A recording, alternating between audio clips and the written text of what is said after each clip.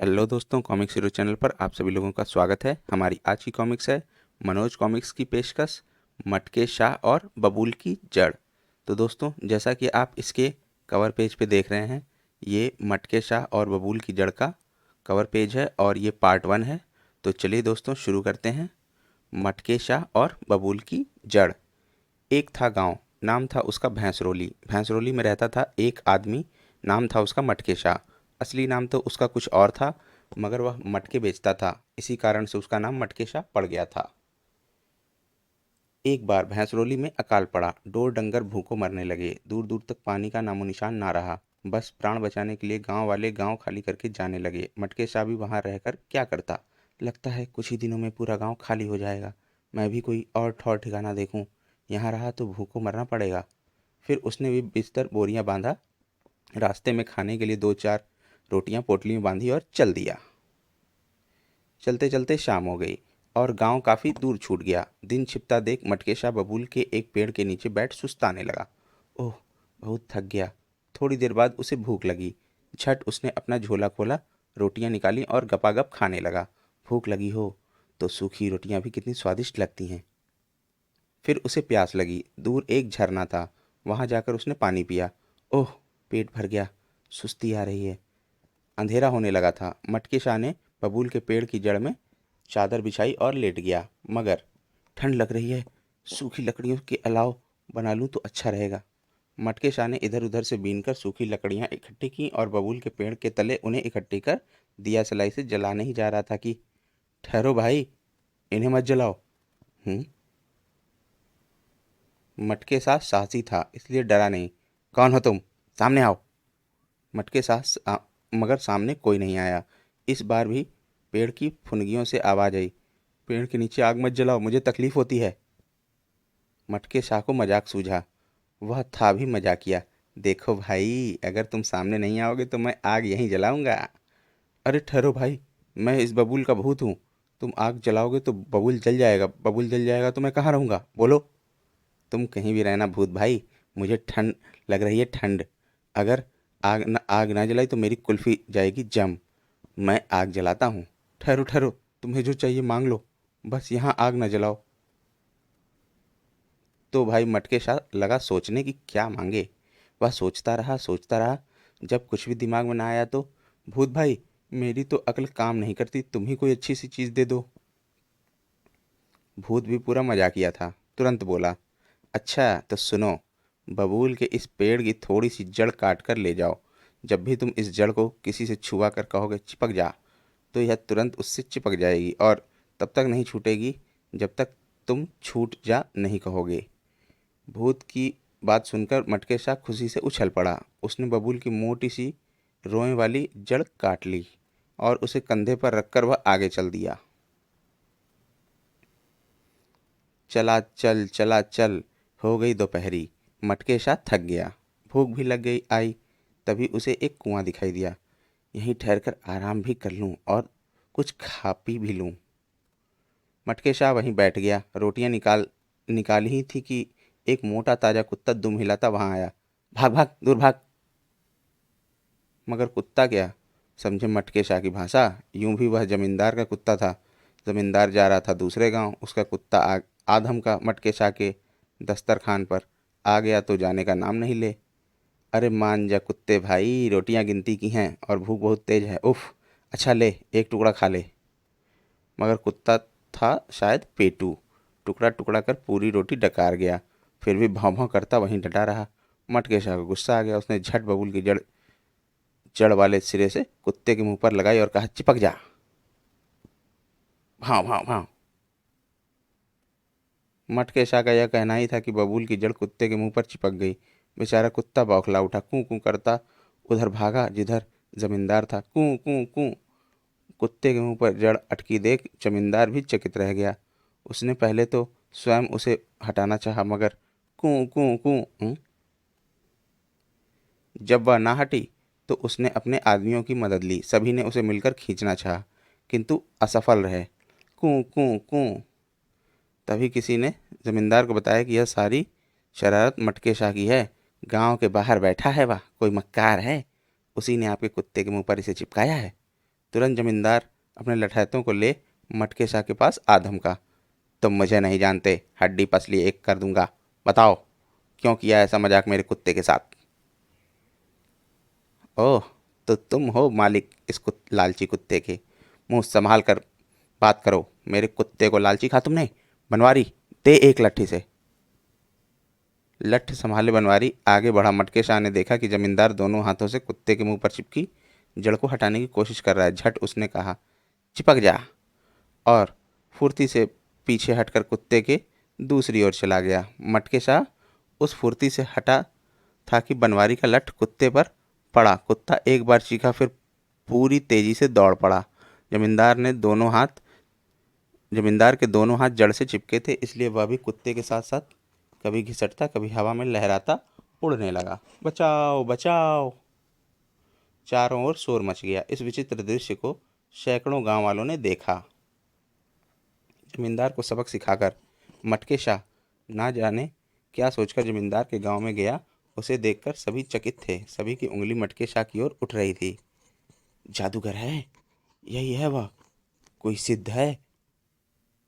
तभी कुत्ते के मुंह पर जमी जड़ से चिपका जमींदार घिसटता हुआ उधर से गुजरा। मटके शाह को देखकर वह चिल्लाया, यही है, इसे पकड़ो। और पीछे आ रहे जमींदार के लठैतों ने मटके शाह को घेर लिया। खैरियत चाहते हो तो चुप रहो, वरना सभी का यही हाल होगा। जमींदार के लठैतों के साथ साथ गांव वाले भी डर गए। उन्होंने मटके शाह के की आवभगत करनी शुरू कर दी। उसे ढेरों पकवान खिलाए गए। और लीजिए, चमचम है। गांव के सबसे अच्छे कमरे में उसके लिए मनपसंद मसनद और गांव तकिए लगवाए गए। सभी हाथ जोड़े खड़े थे। हम प्रसन्न हुए। बोलो क्या चाहते हो? महाराज, हमारे जमींदार साहब और उनके कुत्ते को क्षमा कर दें।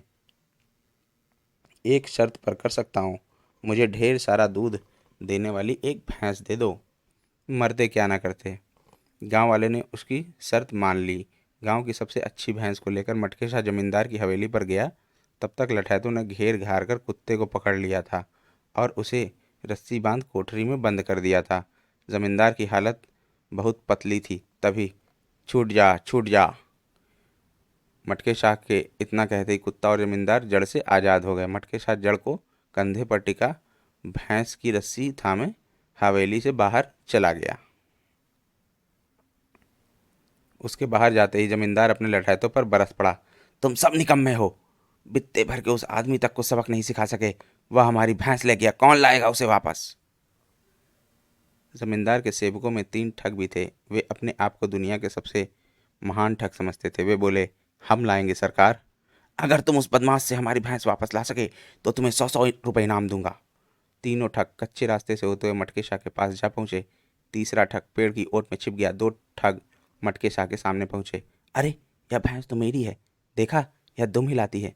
नहीं, यह मेरी है, देखते नहीं, इसके दुकान है। मटके शाह सीधा साधा आदमी था, चकरा गया। लेकिन यह भैंस तो मेरी है, जमींदार ने दी है। भको मत, मेरी है, जमींदार ने मुझे दी है। तेरी नहीं, मेरी है, मुझे दी थी उन्होंने। उनमें झगड़ा होने लगा तो तीसरा ठग पेड़ की ओर से निकल कर आया। क्यों झगड़ा कर रहे हो, क्या बात है? तीनों ने उस भैंस पर अपना दावा जताया तो तीसरा ठग गंभीर आवाज में बोला, इस तरह से फैसला नहीं होगा। तुम तीनों जाओ, जमींदार से लिखवा कर लाओ कि उसने भैंस किसे दी थी। तब तक मैं यहाँ इसकी रखवाली करता हूँ। दोनों ठग इस बात पर तुरंत तैयार हो गए। मटके शाह को भी क्या परेशानी थी, जमींदार ने उसे ही तो दी थी वह भैंस। सारा सामान तीसरे ठग की सुपुर्दगी में छोड़कर वह भी गांव की ओर चल दिया। वह कुछ ही दूर गया था कि उसने पीछे मुड़कर देखा। तीसरा ठग भैंस को भगाए ले जा रहा था। उसे तेज दौड़ाने के लिए वह बार बार बबूल की जड़ से उसकी पीठ पर वार कर रहा था। देखते ही मटके शाह के देवता कूच कर गए। वह वहीं से चिल्लाया, चिपक जा, चिपक जा, चिपक जा, चिपक जा! तीसरे ठग ने मटके शाह को चिल्लाता सुन भैंस को और तेज दौड़ाने के लिए जो जड़ उसकी पीठ पर मारी, वह पीठ से तो चिपकी ही, तीसरे ठग का एक हाथ भी उससे चिपक गया। भैंस भागी तो बचाओ बचाओ, मरा बचाओ! मटके शाह के साथ साथ चल रहे दोनों ठगों ने जो यह करिश्मा देखा तो वे अपने साथी को बचाने भैंस की ओर भागे।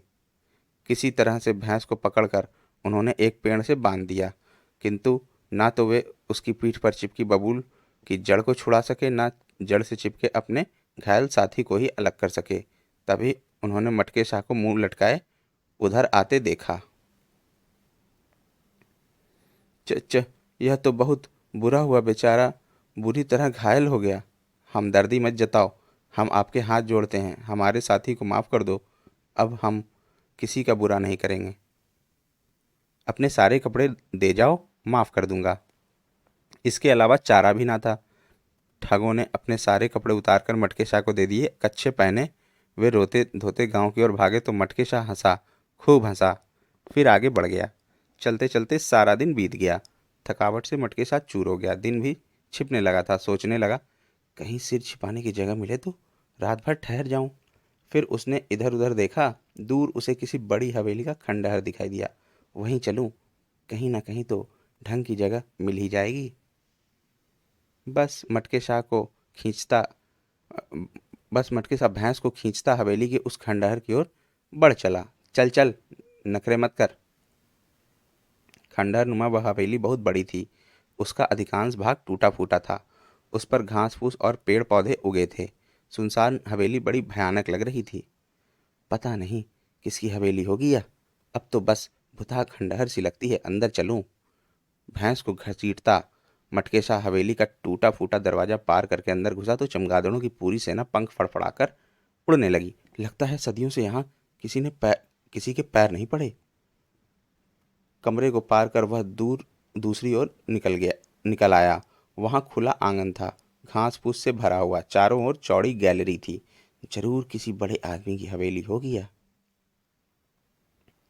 तभी गैलरी में एक जगह पत्थर पर बनी एक विचित्र से पशु मानव की आकृति उसने देखी। वहां जगह भी साफ थी। बस उसने वहीं अपना सामान रख दिया, जमीन पर चादर बिछा दी। यहीं रात काटूंगा। चादर बिछाकर उसने भैंस का दूध दुहा और पेट भर पिया। वाह, क्या लाजवाब दूध है। पेट भर गया तो उसने भैंस की रस्सी गैलरी के खंभे से बांध दी। बस अब आराम से सोऊंगा। इस जड़ को फर्श से चिपका देता हूँ, कहीं कोई इसे ले ना जाए। जड़ को उसने फर्श पर रखा और चिपक जा। तब तक अंधेरा घिर आया था। मटके शाह ने जेब से मोम भरा दीपक निकाला और उसे फर्श पर रखकर, इसे जला देता हूँ, हो सकता है रात में कोई जहरीला कीड़ा मकोड़ा इधर आ निकले या फिर कोई सांप। किंतु जैसे ही उसने दीपक जलाया, तुमने रोशनी करके मुझे चुनौती दी है। मेरे अंदर 1000 हाथियों का बल है। आओ मुझसे कुश्ती लड़ो, उठो। कौन हो तुम? हा हा हा हा। मैं इस हवेली का भूत हूँ, जो यहाँ आकर रोशनी करता है। मैं उससे कुश्ती लड़ता हूँ।